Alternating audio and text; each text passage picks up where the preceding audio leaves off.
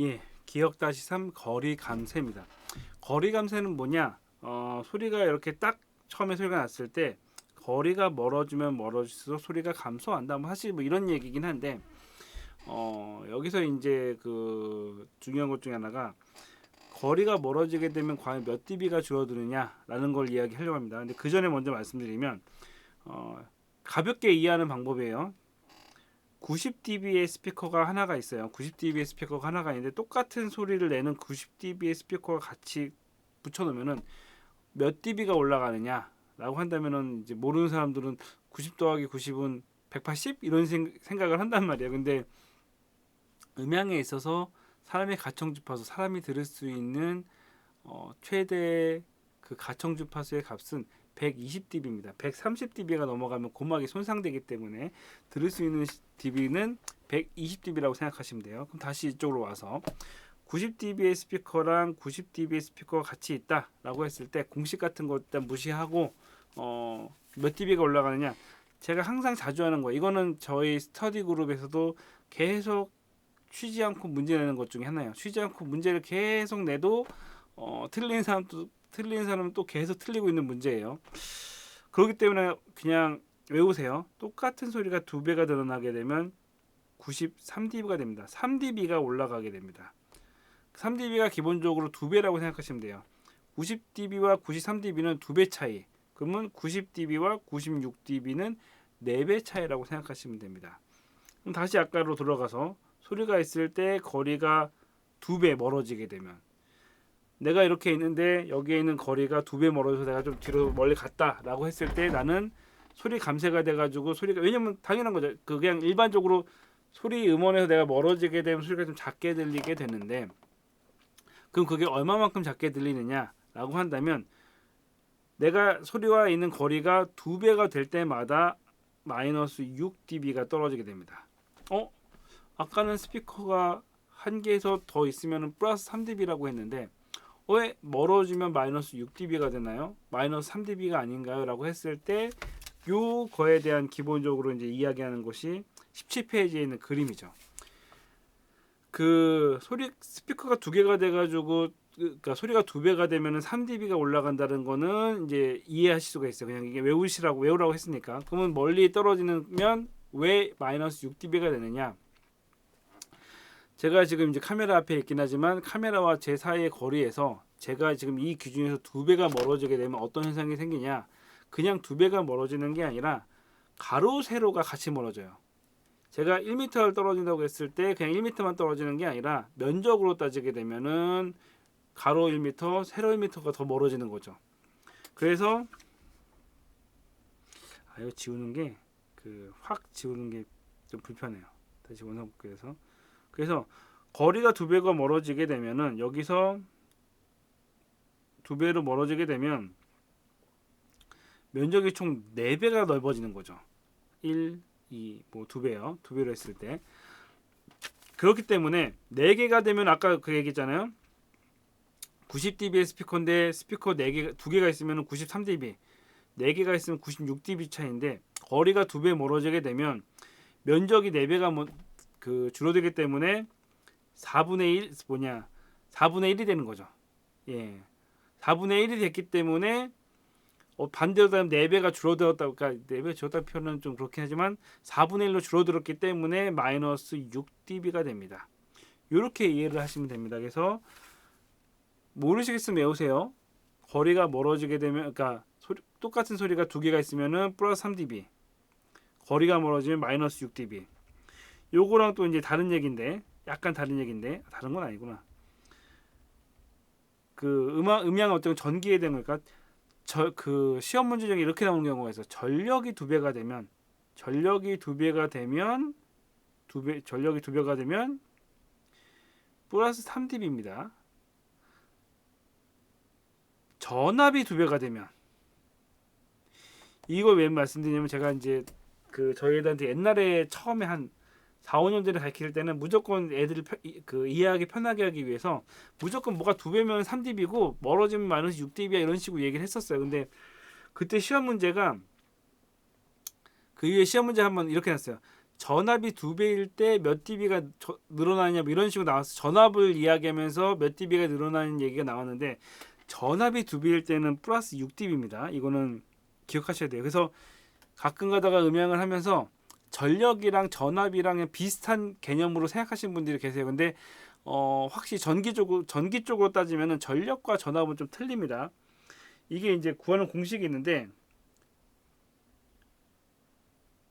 P는 EI라고, P가 전력입니다. P가 전력이고 이게 전압, I는 이제 전류, 전력, 전압, 전류 이렇게 되는데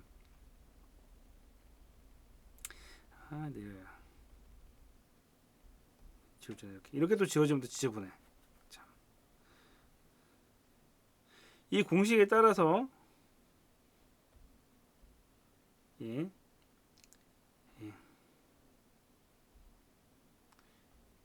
P는 E 곱하기 I라고 말씀드렸잖아요. 전력은 전압, 전류 이렇게 되는데 I는 또 이게 저항분의 전압이에요. 전류는 그렇기 때문에 P는 R분의 2 곱하기 2예요. 예, 2 곱하기 2입니다. 그렇기 때문에 P에서 전압이 2배가 되면은 이것도 이게 2였다면 이게 2배가 되면 4 곱하기 4가 되기 때문에 4배가 늘어나게 되는 거예요. 예. 이거는 무대음향 투책에 보시면 81페이지에 있는 내용입니다. 그래서 정리할게요. 그래서 스피커 똑같은 소리가 2배가 되면 플러스 3dB, 거리가 멀어지면 마이너스 6dB, 그리고 전력이 2배가 되면 플러스 3dB, 전압이 2배가 되면 플러스 6dB라고 생각을 하시면 됩니다.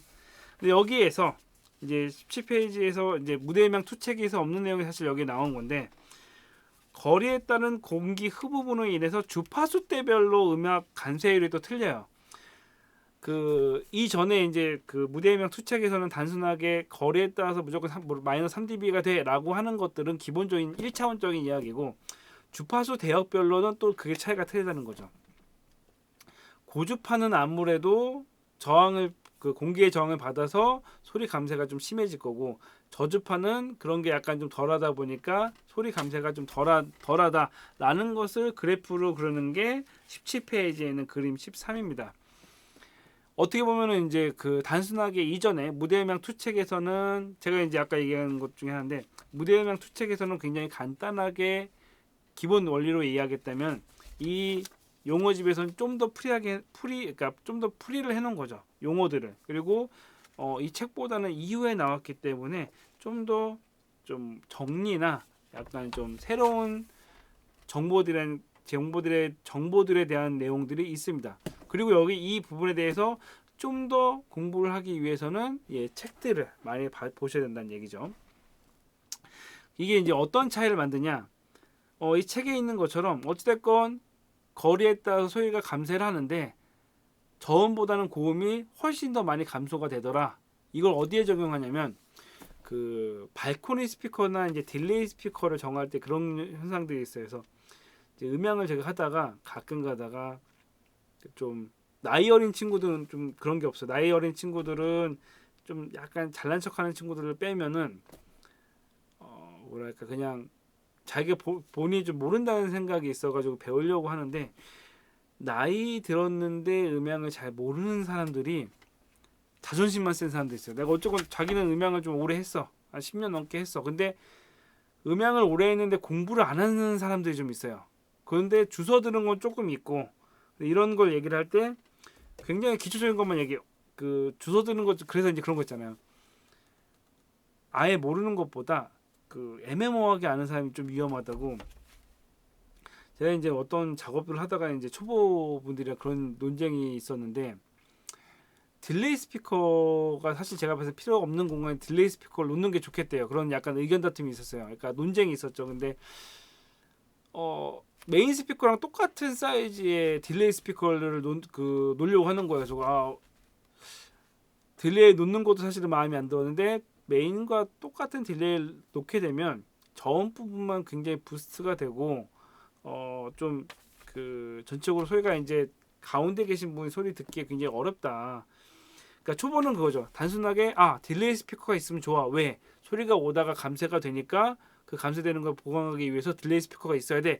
라고 해서 이제 무조건 이제 거기에서 이제 다른 분들도 있는데 어찌됐건 딜레이 스피커가 무조건 필요하다라고 막 강조하는 거죠. 왜 그게 필요한지에 대해서 써본 적은 없지만 그게 필요하대라는 그 거리 사실 얼마 안 돼요. 한 15m? 15m, 20m밖에 안 돼. 아니 무대랑 맨 끝까지 거리가 20m가 안 되는데 딜레이 스피커를 쓰겠다는 그런 말도 안 되는 얘기를 하고 있는 사람들이 있어요. 그래서 그런 사람들이 있고 중수쯤 되면 이제 그런 고민을 하죠. 딜레이 스피커는 약간 고음만 많이 상쇄가 되기 때문에 좀 작은 스피커를 놔야 되겠다. 그러니까 메인이랑 똑같은 스피커가 아니라 약간 그 고음 영향만 나는 스피커를 하게 되면 크게 무리가 없이 그 전송이 됐고, 왜냐면은 딜레이가 거리에 따라 소리가 감소하지만 고음이 많이 감소하기 때문에 고음을 영역을 살짝 부스트하게 되면은 전적인 여기 소리가 약간 좀 이질감이 느끼지 않게 자연스럽게 할 수 있는 방법들이 있거든요. 요 부분이 이제 중수 부분이고, 고수쯤 가면 사실은 설계부터 사실 정확히 해야죠. 예. 이렇게 해가지고 땜빵하는 식이 아니라 애초에 설계를 잘해야 돼요. 예. 어떤 건물이나 어떤 공연장이나 교회나 됐건 그 제가 안타까운 거는 또 여기 말 나와서 안타까운 거는 소리가 이제 100이라고 했을 때 100이라는 소리가 나와야 되는 현상인데 전기부터 시작해서 그 공간부터 시작해서 배치부터 시작해서 음향이 계속 밀려요.